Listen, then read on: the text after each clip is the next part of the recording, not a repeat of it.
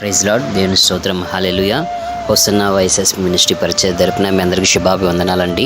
ప్రభు ఉదయకాల దినదేవుని చేత మిమ్మల్ని మీ కుటుంబాన్ని నింపి మీరు చేస్తున్న ప్రతి ప్రయత్నాలన్నీ కూడా ప్రభు ఆశీర్వదించి మీ కోరిక సిద్ధింపజేసి మీ ఆలోచన అవతు సఫలపరిచి ఈ ఉదయకాలం వల్ల హృదయ ఆనందంతో ప్రభు మిమ్మల్ని నింపి ఆశీర్వదించి దీవించి మీరు అడుగు పెడుతున్న ప్రతి స్థలములలో ప్రభు తన హస్తం తోడుగా ఉంచి ముందుకు నడిపించునుగాక. ఆమేన్. ప్రియమైన దేవుని బిడ్డలారా, దేవుని వాక్యాన్ని ధ్యానం చేద్దాము. యోహాను సువార్త 1వ అధ్యాయం 1వ వాక్యం. ఆది అందు వాక్యముండును, వాక్యం దేవుని యొద్దుండును, వాక్యం దేవుడై ఉండెను అనేసి ఇక్కడ రాయబడి ఉంది. ప్రియమైన దేవుని బిడ్డలారా, ఇక్కడ ఆది అందు వాక్యం ఉంది, వాక్యం దేవుని యొద్దున్నది, వాక్యమే దేవుడై ఉన్నాడు అనేసి మనము చదువుకొని ఉన్నాం. అయితే మనం ఆరాధిస్తున్న దేవుడు వాక్యమై ఉన్నాడు. వాక్యం అనగా వర్డ్. ఆ వాక్యమైన దేవుడు ఏం చేస్తున్నాడయ్యా అంటే, యోహాను సువార్త 1వ అధ్యాయం 14వ వాక్యంలో చూస్తారండి. ఆ వాక్యం శరీరధారి అయి కృపా సత్య సంపూర్ణుడిగా మన మధ్యలో నివసించెను. హల్లెలూయా. మన మధ్యలో వాక్యం ద్వారా దేవుడు నివసిస్తున్నాడండి. దేవుని వాక్యము నెమ్మదినిస్తుంది. దేవుని వాక్యము బాధల్లో ఊరటనిస్తుంది. అందుకని దావీదు అంటాడండి, నీ వాక్యం నన్ను బ్రతికించుచున్నది, నా బాధలు ఇదే నాకు నెమ్మదిని కలిగించుచున్నది అంటాడండి. అట్లాగా దేవుడు వాక్యము ద్వారా మన మధ్యలో నివాసం చేస్తుండగా దేవుడు ఫలాని రీతిగా ఉండొచ్చేమో అన్న ఊహతోటి లోకమంతా నడిపించబడుచుండగా దేవుడు ఆయన చెప్తున్న మాట ఏంటంటే, నేను ఒక వాక్యమై ఉన్నాను నీ ఎదుట అనేసి ప్రభు సెలవిస్తున్నాడండి.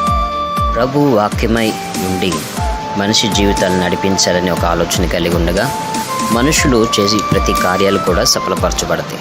ప్రియమైన దేవుని బిడ్డలారా, ఆ వాక్యము ఈ భూమి మీదకి రాకమునుపు భూమి ఎలాగుంది అని మనం ఒకసారి ఆలోచిస్తాండి. ఆది కాండము 1వ అధ్యాయం 1వ వాక్యం చూస్తానండి.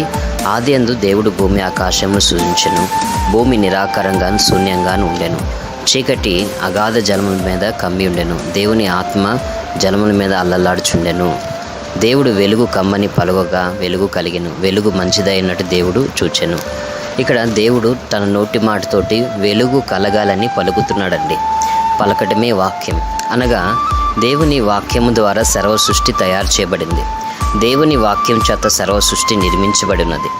ఆ వాక్యము లేని రోజున సృష్టి యావత్తు శూన్యమేనండి.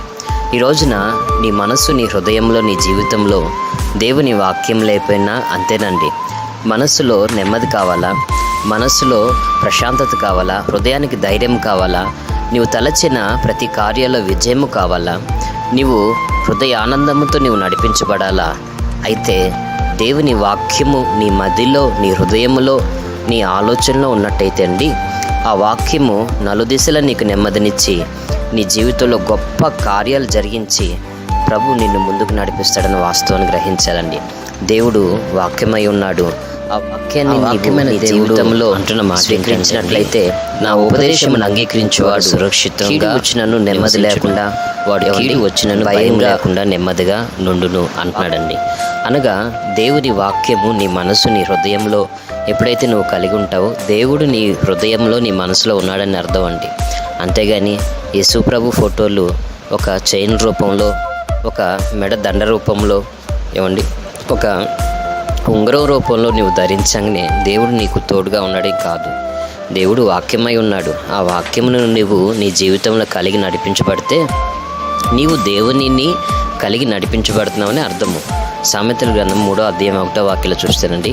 నా కుమారుడా, నా ఉపదేశము మరవకము, నా ఆజ్ఞలను హృదయపూర్వకంగా గైకొనుము, అవి దీర్ఘాయువును సుఖజీవముతో గడుచు సంవత్సరములను శాంతిని నీకు కలుగుజేయును, దయను సత్యమును ఎన్నడూ నేను విడిచిపోనీయకము, వాటిని కంఠభూషణంగా ధరించుకొనుము అంటున్నాడండి. నీ హృదయం అనే పలకల మీద వాటిని రాసుకొనుము అంటున్నాడండి. దేవుని వాక్యము నీ హృదయం అనే పలకల మీద ముద్రించబడాలి. నీ హృదయం అనే పలకల మీద ఏమి ముద్రించబడుతున్నాయి? దేవుని వాక్యమా లేదా లోకమా? ఈ రోజున ఈ వాక్యం ఉంటున్న ప్రియమైన దేవుని బిడ్డ, నువ్వు దేవుని బిడ్డగా ఈ భూమి మీద వర్ధిల్లి దేవుడు అనుగ్రహించు దీర్ఘాయువు, దేవుడు అనుగ్రహించు సుఖ జీవనము, దేవుడు అనుగ్రహించు శాంతి, దేవుడు అనుగ్రహించు దయ, దేవుడు అనుగ్రహించు సత్యము నీకు కావాలి అన్నట్లయితే నీవు ఆయన వాక్యము అనేది నీ మనస్సులో, నీ హృదయంలో పదిలపరుచుకొని హృదయం అనే పలకల మీద రాసుకొని నీవు జీవించినట్లయితే దేవుని వాక్యము నీ జీవితంలో గొప్ప కార్యాలు చేస్తుందన్న వాస్తవాన్ని గ్రహించాలి. ప్రేమ నా దేవుని బిడ్డ, ఆదియందు దేవుని మాట చేత సర్వ సృష్టి తయారు చేయబడింది. ఆ రీతిగానే ఆ మాట లేని రోజున సృష్టి యావత్తు శూన్యంగా ఉన్నది. ఈ రోజున ఆశీర్వాదాలు లేని జీవితంలో నువ్వు ఎందుకు ఉంటున్నావు? నువ్వు సరైన నెమ్మదికరమైన జీవితం ఎందుకు జీవించలేకపోతున్నావు అంటే, జీవాధారుడైన నేను బ్రతికించే దేవుని మాట నీ మనసులో, నీ హృదయంలో లేకపోవటం వల్ల. కాబట్టి ఇకనైనా ఈ రోజు నుంచైనా దేవుని వాక్యాన్ని నువ్వు చదివి నీ మనసు, నీ హృదయం అనే పలకల మీద రాసుకొని నీవు దేవునితో నడిపించబడాలని దైవ సేవకులుగా కోరుతూ మీ కొరకు చిన్న ప్రార్థన. కృపా సత్య సంపూర్ణకు దేవానికి స్తుతి స్తోత్రం చెల్లిస్తున్నాం. ఉదయకాలం వల్ల నా ప్రభువా, నీ వాక్యం చేత నీ బిడ్డలతో మాట్లాడిన విధానం బట్టి మీకు స్తుతి స్తోత్రం చెల్లిస్తున్నాం. నీ వాక్యం బ్రతికించుచున్నది, బాధల్లో నెమ్మదినిస్తున్నది.